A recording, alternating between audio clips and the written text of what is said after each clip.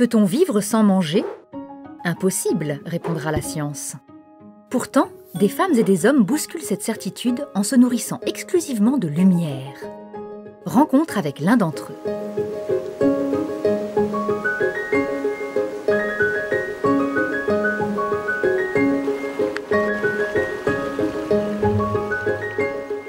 Si la lumière abrite nos origines, si elle peut nous soigner, est-il envisageable qu'elle puisse nous alimenter?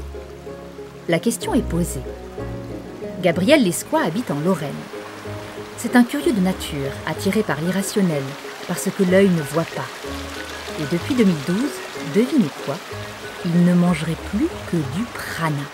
Je me nourris de la lumière, je me nourris de l'instant présent, de méditation, de relations, de couleurs, d'odeurs. Et puis, de temps en temps, et c'est là où je peux difficilement donner un nombre de jours, je prends un peu de chocolat et un peu de champignons crus. Un illuminé? Pas vraiment. Mais en 2010, un documentaire s'intéressant au respirianisme va troubler sa philosophie mécaniste. Qu'un humain puisse vivre de lumière dépasse mon entendement, car nous ne sommes pas des plantes, nous sommes des êtres humains. J'ai découvert fin 2011 le documentaire Lumière, alors que j'ai rejeté en bloc parce qu'infirmier de formation, et d'un point de vue très cartésien, on ne peut pas vivre sans manger solide. Donc j'ai dit c'est n'importe quoi. La remise en question est profonde. Quasi naturellement d'enlever à peu près tout, sauf les fruits et légumes. Et puis l'été 2012 de m'initier à la nourriture pranique et puis progressivement d'arriver à aujourd'hui à ne manger plus qu'occasionnellement chocolat et champignons.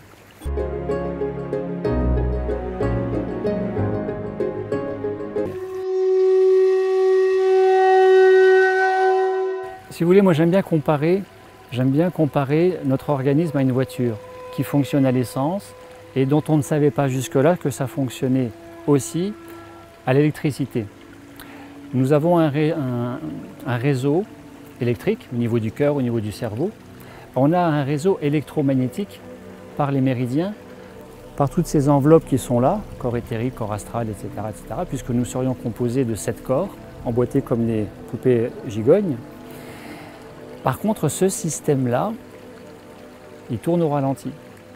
Et naturellement, le corps a pris la mauvaise habitude, c'est pas mauvais dans un sens jugement, mais pas optimalement parlant, de se reposer sur ce qu'on lui a apporté de l'extérieur, c'est-à-dire la nourriture qui passe par la bouche.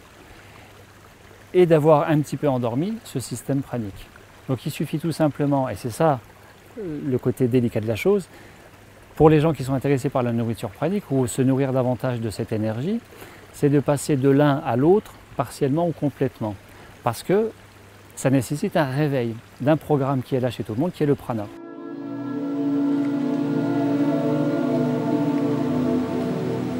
Il y a des relais, il y a des antennes au niveau de l'organisme qui prennent cette énergie, en l'occurrence la glande pinéale, qu'on confond facilement avec le troisième œil, et qui est véritablement chargée de capter la particule pranique qui a été dénommée par Fritz Albert Popp comme étant le biophoton. Donc l'organisme capte les biophotons, quoi qu'on dise, quoi qu'on fasse, c'est déjà une réalité qui est là. Mais ça tourne un peu au ralenti. Et le but du jeu pour une meilleure santé, peut-être un meilleur équilibre, et peut-être pour plus d'épanouissement de soi au quotidien, c'est de mettre plus d'énergie au regard d'un concept très simple de la médecine chinoise qui dit que la santé, c'est plein d'énergie et qui circule librement, intensément, et de façon coordonnée, ordonnée, équilibrée, harmonieuse. Il y a une loi en électricité qui dit que dans les fils, moins il y a de résistance, plus l'énergie peut circuler.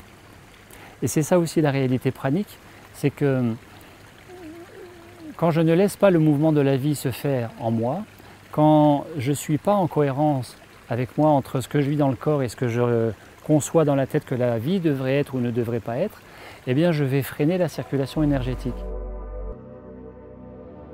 Alors c'est vrai aussi qu'une façon de se nourrir plus directement et intensément de cette énergie de vie, énergie universelle de vie, le prana, puisqu'il est question de s'aligner avec soi, physique, mental, émotionnel, c'est aussi avec l'axe du temps, le présent.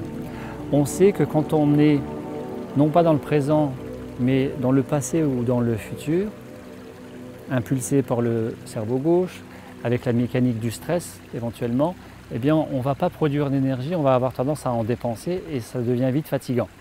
D'être trop dans le passé, ça risque de faire de la dépression, ou dans le futur, et ça risque de faire un burn-out, mécanique du stress. Mais ça pompe beaucoup d'énergie. Par contre, on sait, avec les études de neurosciences, que les états méditatifs, et méditation, c'est pas compliqué, ça n'a rien de très élaboré, c'est simplement je suis ici et maintenant, je suis là, j'écoute le ruisseau, je sais que j'ai un rayon de soleil qui arrive, je sais que vous êtes devant moi.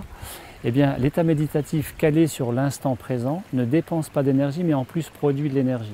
Avec ces relais qui sont antennes pinéales, qui sont toutes les mitochondries, les centrales énergétiques au niveau de chaque cellule, qui sont les portes d'entrée, la respiration de la peau cutanée, la respiration pulmonaire. Les yeux prennent de l'énergie du soleil, les pieds, le sommet.